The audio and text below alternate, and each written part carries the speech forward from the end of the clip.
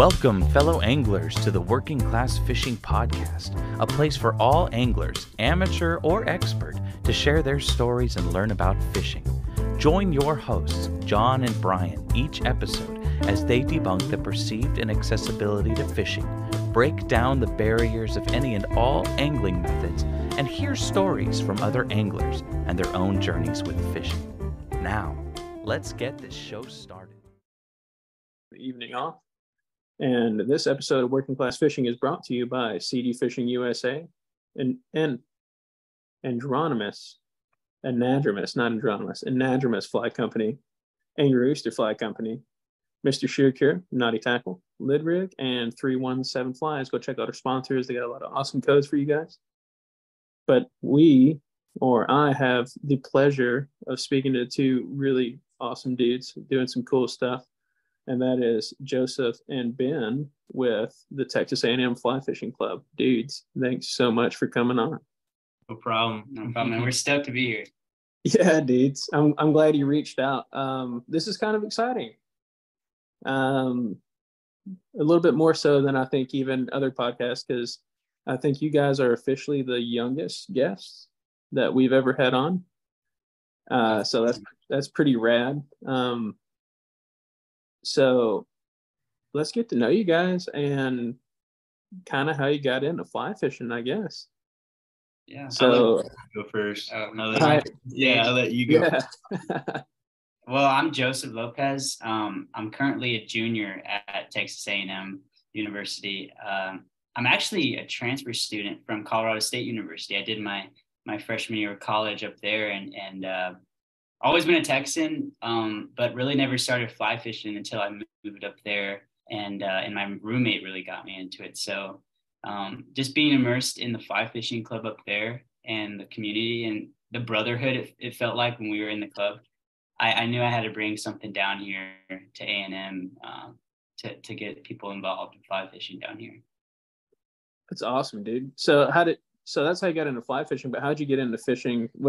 Was that like your first experience with fishing there in Colorado? Or yeah, so I've always been fishing.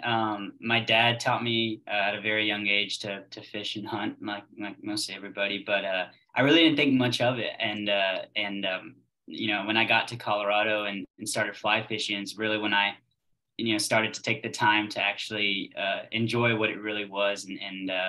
And yeah, I mean, I haven't picked up a conventional rod since I started fly fishing, so it's changed my life, so to say the least.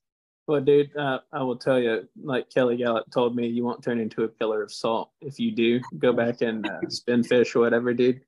So just keep that in mind. But Ben, dude, what about you? So I'm a Texan too.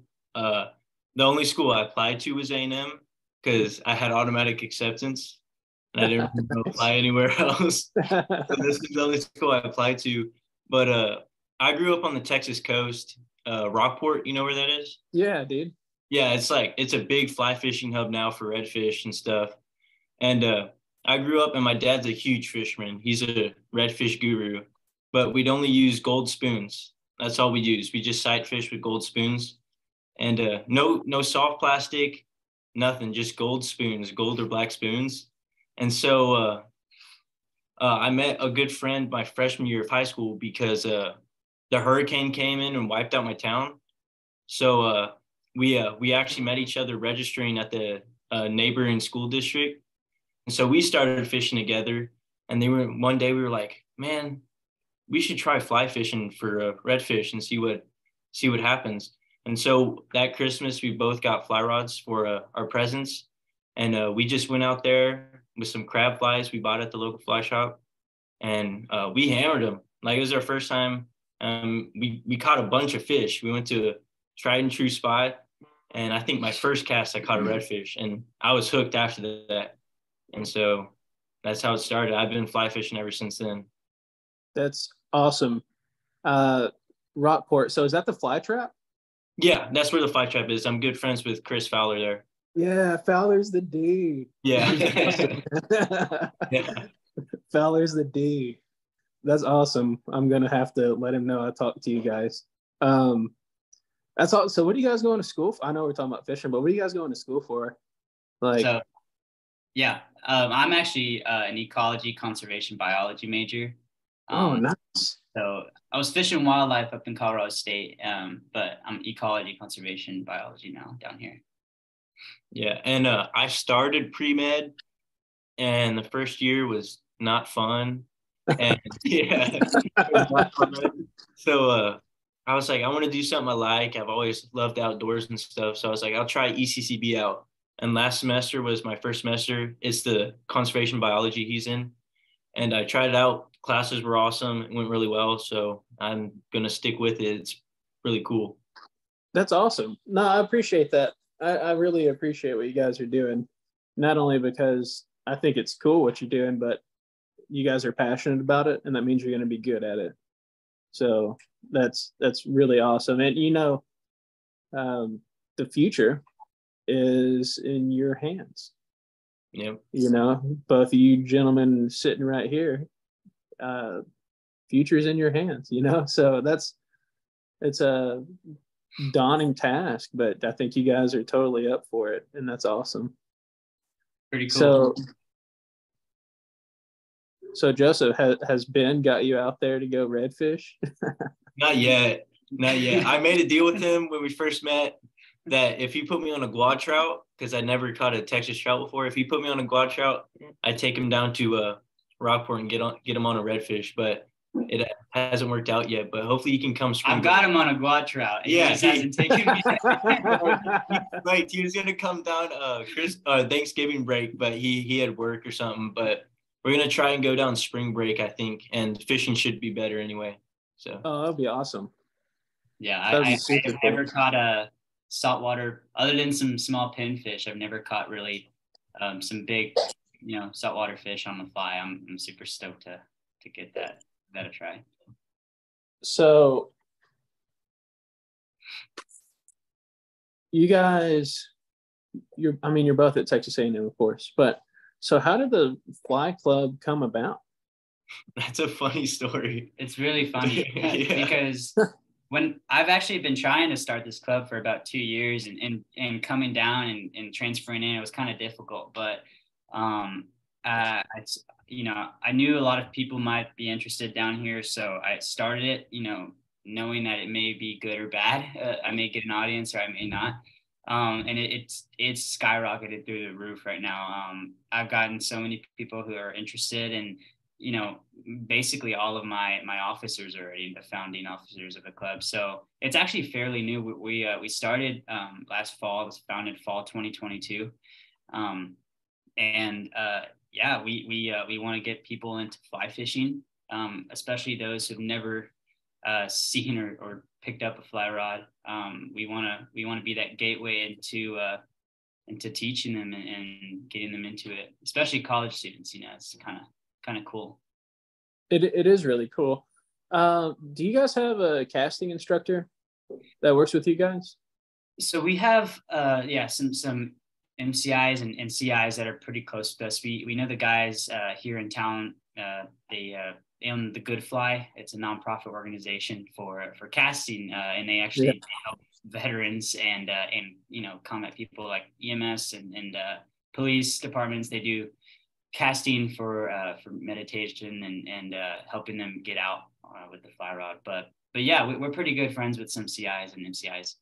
Yeah, that's what I was asking, because I've seen some of the pictures, and the guy from Good Fly, I can't remember his name. I feel like an asshole.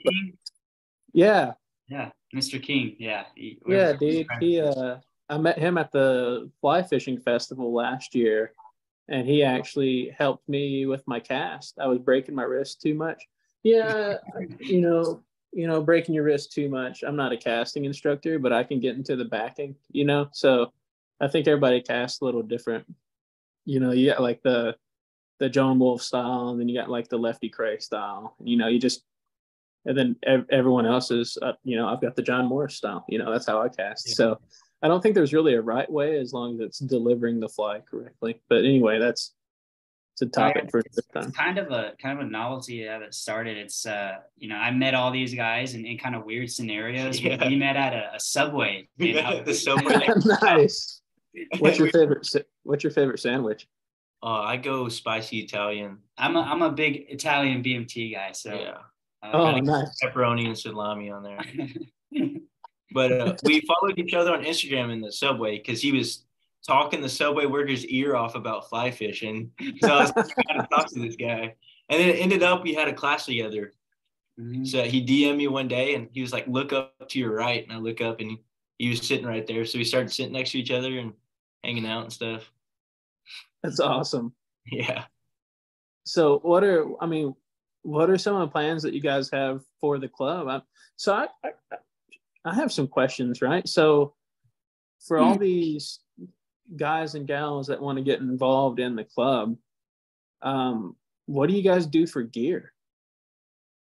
So we're actually, starting this club. I wanted to make it as easy for people to get into the sport as possible. So being immersed in the fly fishing club at Colorado State University, I saw that they were involved with Trout Unlimited Coast to Five Rivers. So we're actually a chapter of a Trout Unlimited Coast to Five Rivers club amongst almost 100 other college fly fishing clubs around the nation. And they basically do the brute work on supporting us and helping us maintain the club. So we're lucky to have them as a supporter. We basically, there's not really much to it for people wanting to get involved. Of course, we are through the university, so you have to be an undergrad or a graduate student to be a member. But with TU Coast Five Rivers, with signing up, you get a free membership and a lot of perks, student discounts involved. There's a student discount program that TU Coast Five Rivers does, and they partner with brands like Sims, Orvis Fish Pond to help people get a little bit of a gateway into the sport for those that really can't afford it. So one of the things that we have planned is trying to get since we're fairly new, we want to start kind of at our foundation. We want to get rods and materials for people to tie on tying nights and stuff like that. So nothing really set in stone yet since we're so new, but we plan on having an arsenal for kids to use. So, dude, that's awesome. I mean, I think it's awesome what you guys are doing and your wants. What I don't think is awesome is that you don't have enough stuff. Right. And that's the bottom line up front, to be frank about it, is you guys don't have what you need to succeed. So anyone listening that maybe you've got some extra tying stuff, right? Maybe you got some thread, maybe you got some old vices, stuff like that. We will put this in the show notes and we'll get a way to, you can contact us and we'll make sure that it gets to them, or you can contact Joseph or Ben. Fly tying gear, old rods, all that stuff. Hook these guys up so they can hook other people up and it can stay in the club and the club can grow. Yeah. So something I forgot to mention is our advisor is a really supportive guy.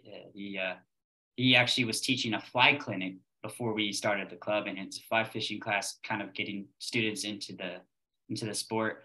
But he actually has a set of 20 TFO black label rods, all 5 weights for getting students in on the water. So that's something that we have and we're able to use with his presence. So that's pretty cool.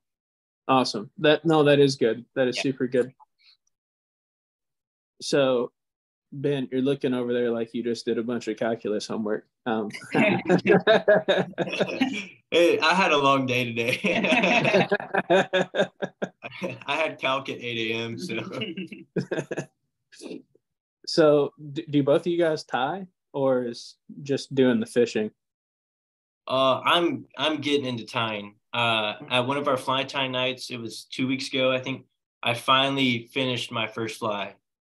Nice. Beforehand, I just go to the shop, grab some crabs or shrimp or something, and just go out there and throw it. Never got into the tying much, but I think I've already tied now like 7 flies, I think. So I'm getting into it. I want to fill up my box with flies I tied. So what's some of the flies that you've tied up to this point? Really just clousers. Nice. That's it. Just I have an arsenal of clousers, and it's because they're working at the spillways in Yewa. Yewa. Yewa.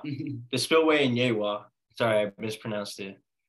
So, dude, clousers work everywhere though, man. Like, yeah, that's a good fly to learn how to tie, and there's definitely a right way and a wrong way to tie it. That fly is probably more responsible for catches fresh and saltwater than any other fly that exists. mm-hmm. Bob Clouser is an exceptional fly designer. Really good dude also. Yeah. My buddy, he actually, another reason I never tied my own flies, my buddy has his own fly tying company. So Nice. as long as I like take pictures with him and like post them on Instagram or Facebook and like plug him, he gives me a ton of flies. I've gotten like 70 plus flies from him to fish. So he fills up my box. Yeah. I personally been tying ever since I started fly fishing. I just thought it was so cool, man, just to whip up something in your room and like kind of like have this mindset of, you know, being on the water even when you're not. It's like you're planning for it, and you're making this fly to make sure it works a certain way, to make sure it drifts a certain way, or if you're fishing subsurface, to make sure it swims a certain way. And I think that's what fascinated me was, yeah, you can put some feathers on a hook and go out and catch some fish. So I've been doing it ever since I started. Nice, dude. What's your favorite fly to tie? I'm a big dry fly enthusiast, so I like dry, and I like hoppers, man. I probably have to say I like tying a lot of chubbies, some hoppers, and a bunch of dry flies. I think it's pretty cool.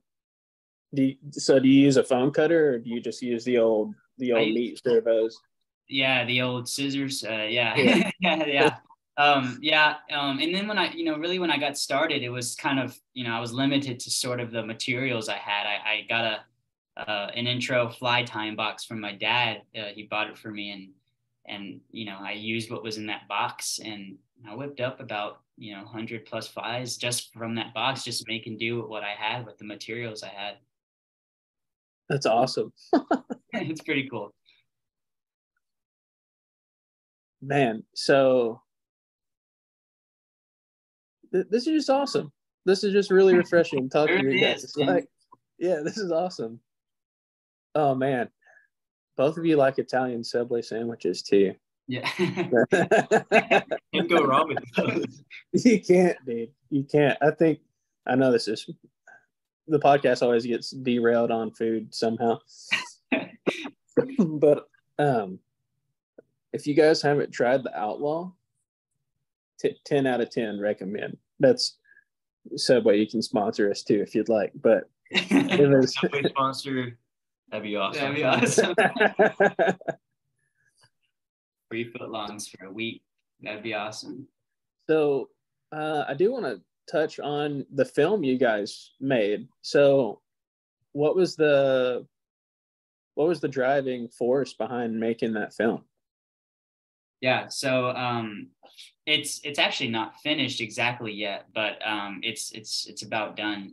And I guess the driving force behind that was, we wanted, since we're fairly new, I want to have our social media and our presence there for the club, because I think that's an important aspect of growing the club, for one. But no, to me, I always thought that the Guadalupe River was super, super cool, just because, this is the only place in Texas where you can catch some consistent trout, almost year round. And so I think, really, really nobody's done a really behind the scenes look of the shops and the guide services there, and their intake and input on the river. And also just getting some cool shots, some cinematic shots, if you will, of the fish in that river in the habitat. So I just really the driving force is just to promote that river and what it has to offer. The Also, Guad's like, with that, it's one thing that I forgot to mention is that we're pretty close with that Trout Unlimited chapter down there, Guadalupe Trout Unlimited. So a part of the film is to help promote them and their efforts for conservation and protecting that river. That river has a lot of problems. There's a lot of good stuff about it too, but that river, there's a lot of access that is the access is limited on that river. It's a damn shame, but that's how it is in all of Texas.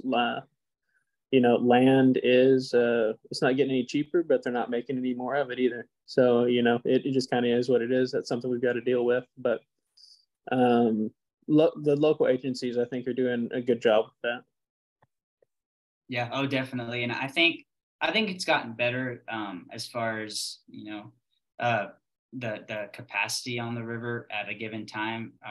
One of the things that we talked about with the guides is like, on a Saturday in peak trout season, you could see 20 to 30 anglers in a maybe mile stretch of river. So I think the most important thing about that is, since we don't have that public land access butted up to the river, making sure that we follow river etiquette and just be cool to people on the river, man. I've always not liked being a stingy guy on the river. I've always tried to help someone on the river when I'm on the water, and I'm doing pretty good. So that's what it's all about, man. Just helping each other out. Absolutely. It absolutely is. I love giving people flies. That's right. Yeah. I used to guide this tailwater in Arkansas.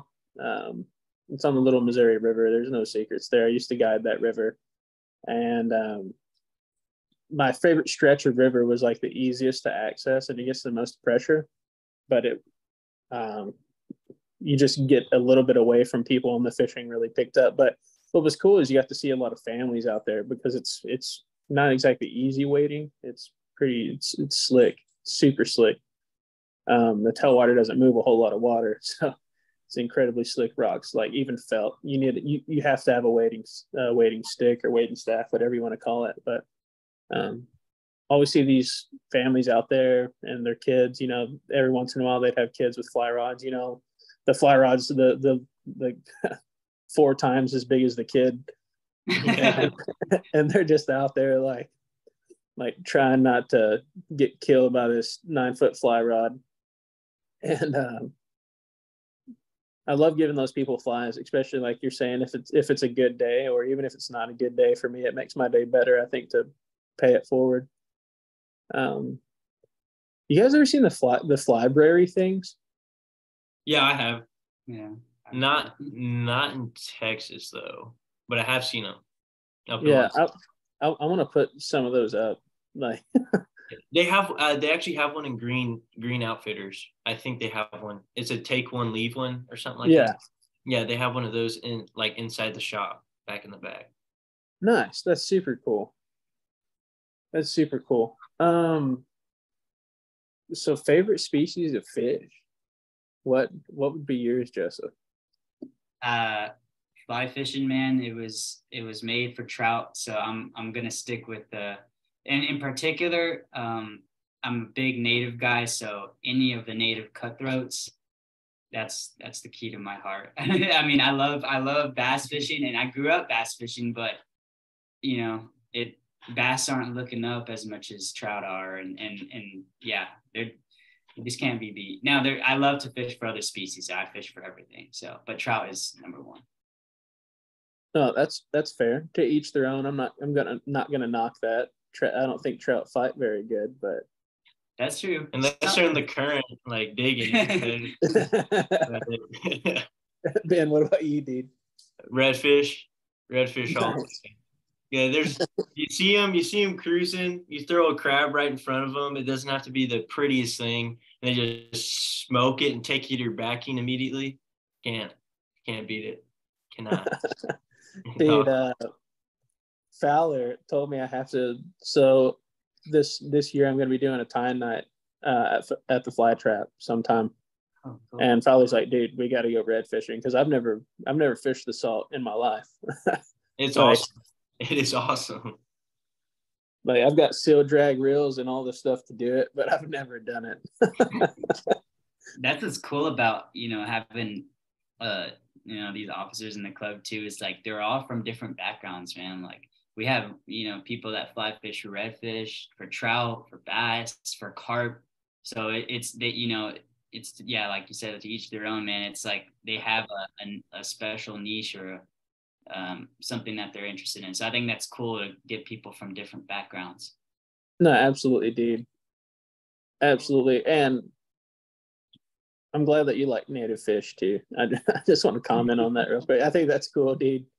Like the native fish, so many native fish just don't get the respect that they deserve. Yeah, the guad bass, man. That's another beautiful fish. Is our Texas fish. Dude, I've caught one Guadalupe bass ever. I don't think I've actually caught maybe one. I really couldn't ID it that well, but but it's a maybe. I have not. I have not. Have you guys put any thought in like maybe making a Devil's River trip sometime? Yeah, we have. It's on the list for if we get the club gets established, take a club trip up there. It'd be pretty sick. Because they have smallmouth in there, right? Dude, it's got smallies, it's got Guadalupe bass, it's got largemouth. It has everything. Yeah, that would be sick. That'd be sick. We'd love to take there. And it's crazy, dude. Like the water in some spots, like certain times of the year, it's crazy because you'll be like, I've never been, but I have a friend that guides the Devil's River. He does like expedition trips or whatever they call it out there. Like they fly in on a helicopter or plane, and then he goes and takes them out in the raft. It's Kevin Stubbs. He's a really good dude, and he'll tell you, like he'll be floating at one point, and you'll feel like you're in the desert, and then you hit the next spot, and it's the water is like the Bahamas. It's just so clear and blue. He said there's really no other experience like it. So you guys got to go do that for sure. Yeah, man, we definitely plan to for sure. So what do you guys got planned fishing wise here in the future if school lets them get a little bit of time to do it? Yeah, so anytime we're free, we've been fishing pretty much ever since we met, like the officer team and I.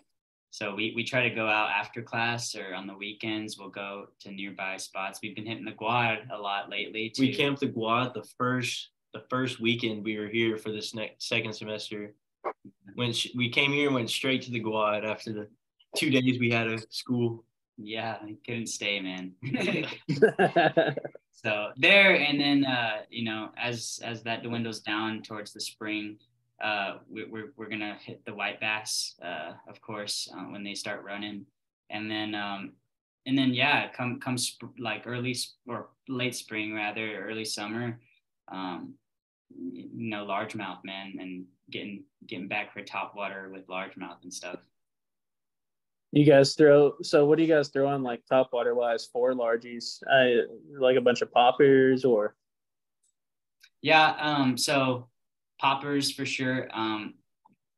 Deer hair poppers are pretty good, man. So anything deer hair, or even just clousers too. Clousers work for me with bass, and then some smaller bugs work too. But yeah, what do you put on for bass? I just like throwing like tiny little poppers, this like super small poppers, and you catch the really small ones, and then you can also catch the really big ones. So you just get to catch fish all around. So, dude, like those little chartreuse Betty poppers. They're called Betties. Yeah, those are the chartreuse with the green dots or whatever. Yeah, dude. Yeah, those are sick, dude. You guys should totally get some like size 10 or like some size 8 hooks and get some of those panfish popper heads from they're like popper or diver heads. I think they're called double barrels. They come in like chartreuse, white, black, all that stuff. If you guys want to like get people into fly tying, that's an easy fly to tie. It's literally just a little thread base and some glue and some feathers, and then you just slip the popper head on and it's good to go. So yeah, good thing about that too is like you could take that out and they could catch a fish in the first 2-3 minutes if they're willing. So that's cool. Yeah, and they're at also at that point the fly is so small that it works for panfish as well. Like bluegill is the gateway drug for gateway. It is, dude. It's the gateway fish to fly fishing, man. Because they're so easily accessible. It really doesn't matter where you are. There's bluegill. Especially here in Texas where we've got all these warm water species. There's bluegill freaking everywhere, man. So that's got to be the gateway fish for so many people, not just fly fishing, but just in general. Yeah. We have we have Aggie Park on campus, and it's just they have a pellet feeder in there and they have it stocked with bass, and they're fat. They're the fattest things you've ever seen. And if you can get them when they're eating, you can catch 30 fish in 30 minutes. Like, it's pretty crazy. Do you guys tie like pellet flies for them? Yeah. Just a little bit of some brown dubbing and that's it. You can catch anything you think of out of there, I think. They have redfish, white bass, they have rainbows in there. Match the hatch, bro. Oh, you guys should tie up some brown mop flies too. Yeah, that'll definitely work. Yeah. What was I using? The super tiny brown. Yeah, we use like elk hair caddis, like super small, and they'll take it as a pellet. We've had bass, about that size take elk hair caddis because they think it's a small pellet just sinking down. I caught a redfish on a nymph rig in there. I think it was a Spanish bullet. I was just floating it, and I caught a redfish. Dumbest thing ever. I know, he sent me a picture. I was like, what the heck is that? He's like, it's a redfish in Aggie Park. I was like, oh, no way. But I think I was talking to the guy that stocks at Loco Ranch Management, Pond and Ranch Management. They maintain that pond and stock the pond. So they said that, there's a few redfish lurking at the bottom, and Ben was just got a lucky candidate that day. My first day to ever fish there too. I just pulled out a redfish. So dude, that was destiny. Get you away from them. Yeah. You should go buy a lottery ticket, bro. I should.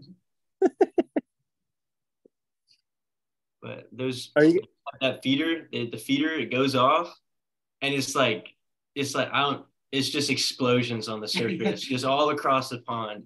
Like, every fish in there is just hitting the surface on the pellets. It's quite the spectacle. And then you have all the people throwing in there, and they're throwing like jigs and stuff, like their bass rods, and they're just not catching anything. And then we're just throwing the little pellet flies, and we're catching a ton of fish. It's funny. Dude, that's so. Oh man, you guys make me want to go fish like some golf ponds and stuff. It's just right on campus. You can't like, I walk by it to my bus stop, so might as well stop there. Yeah, might as well, dude. Yeah.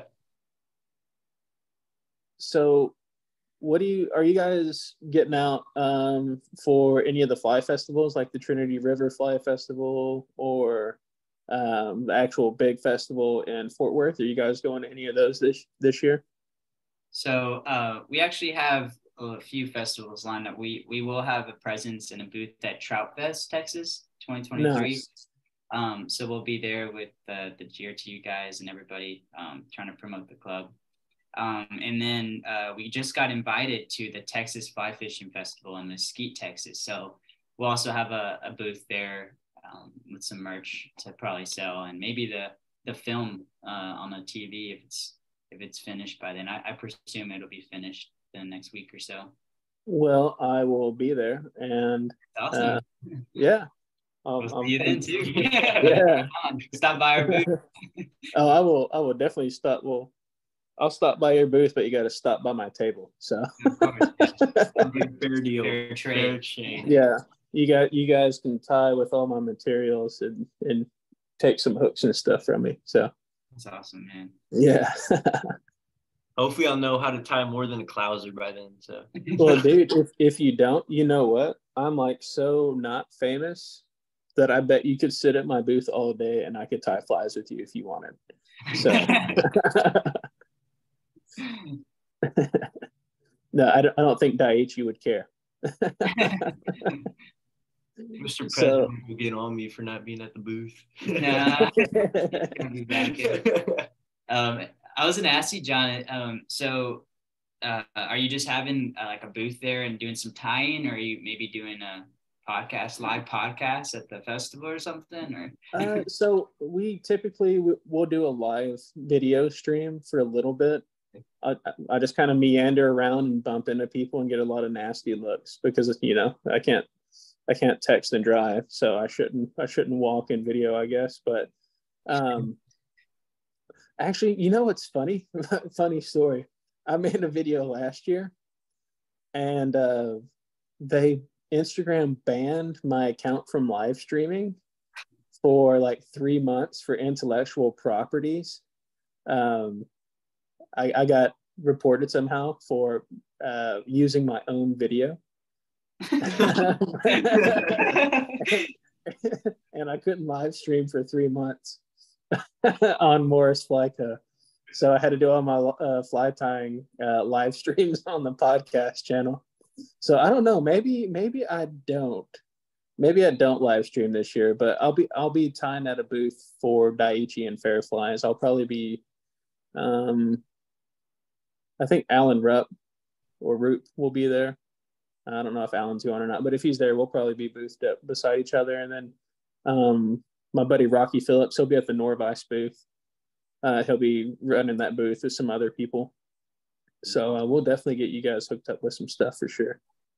That's cool, man. So I wanted to ask a few questions about your partner I couldn't make it with us, Brian. So yeah. Tell me a little bit about him, man, because I know he's up from one of the northern states, I believe Montana or something. So Brian is from Oregon. Oh, okay. Yeah, he's from Oregon, the great Pacific Northwest. He is a steelhead fanatic. Big steelhead guy. Yeah. Big steelhead guy. He chases them like to no avail. Like almost he'll text me. He'll be like, I just got off the river and I didn't catch shit. and then he'll be there the next day and he'll be like, I didn't catch shit. And then like 3 or 4 days later, he'll send me a picture of this big ass steelhead and he'll be like, we got this one today. And dude, that's salmon and steelhead are his thing. But he fishes for sturgeon and bass and catfish and panfish, whatever. We fish for anything that's got a mouth and gills, So better watch out, Zuckerberg. But I'm just kidding. Have you made it up there, John, to fish with him? Dude, I haven't. That's kind of our plan this summer is to. Well, we haven't really told anybody, but I guess I'm telling people now. Our plan this summer is that's why I'm growing my beard back out. It's because we plan on making a little YouTube series, fishing from Oregon to Montana. Oh wow, man! Yeah, that's fingers crossed. We'll see how it all pans out. It might not end up being this year. It might end up being the following year, but we're gonna make it happen. That's awesome. Yeah, but no, he's an Oregon dude. He's spending time with his family this evening. He's just kind of chilling out. He's been working. I'm a welder, right? So I weld aluminum, like agricultural feed semi-trailers and stuff like that. And he actually teaches welding. He's a welding instructor. So he's been working super long shifts at the college, like doing seminars and stuff. He's been doing like 14 to 16-hour days. So he's beat and he wanted to spend some time with the family. So that's what he's doing. There you go. Yeah. That's awesome. Yeah, I wanted to know a little bit about him since I've watched a few y'all's podcasts and stuff, and yeah, he just seems like a cool dude. He is, dude. He's really well spoken for one. He's got a great beard for two. Yeah, he's a good dude, man. He's a good dude. Yeah, me not so much. I have this really bad beard, but I have like this sweet mustache. You know, it's the trade off, I guess. You know, can't have it all. I wish I could grow a mustache. I'm working on it, but dude, you just got to stick with it. Like, you know, if it ends up being creepy, you just get rid of it, bro. You know, like mine gets creepy pretty fast.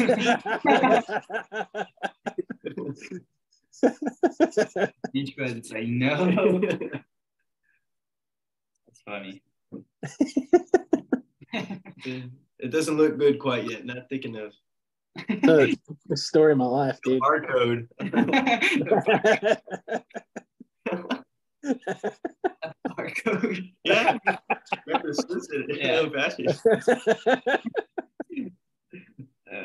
Oh man. I have the problem where mine doesn't connect right here at the chopsticks right here. Right here, it just stops like midway, and I'm like, I can't have that. So. Well, I mean, but you could, you know, but yeah, I could. You totally could. He's an old man compared to me. I'm still a teenager. This dude's 21. I'm 21. I'm not old. Consider myself in my prime. Dude, you guys are definitely in your prime, but yeah. It's just all downhill from here, gents.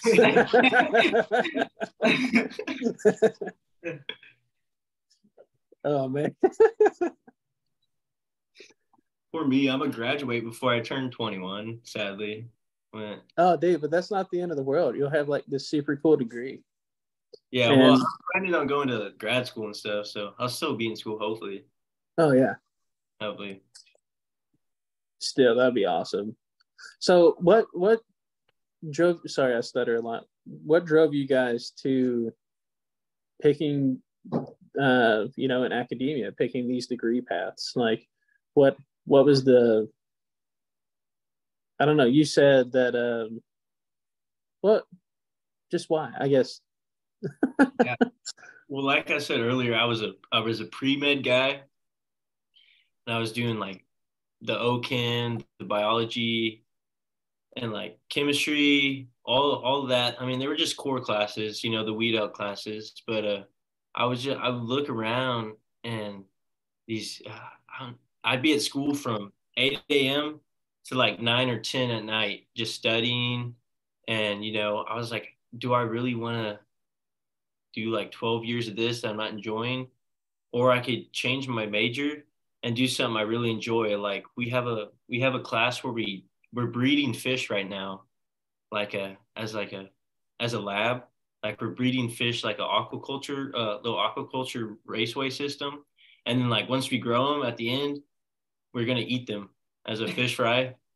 I mean, that's just like one lab, but like I had last semester, the class we shared together was an ecology class, and we just talked about like Texas prairies and, you know, the effects of fires and grazing and different elements of keeping a prairie healthy.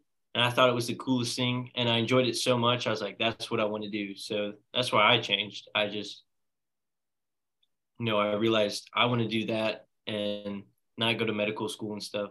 So that's why I picked what I did. Hell yeah.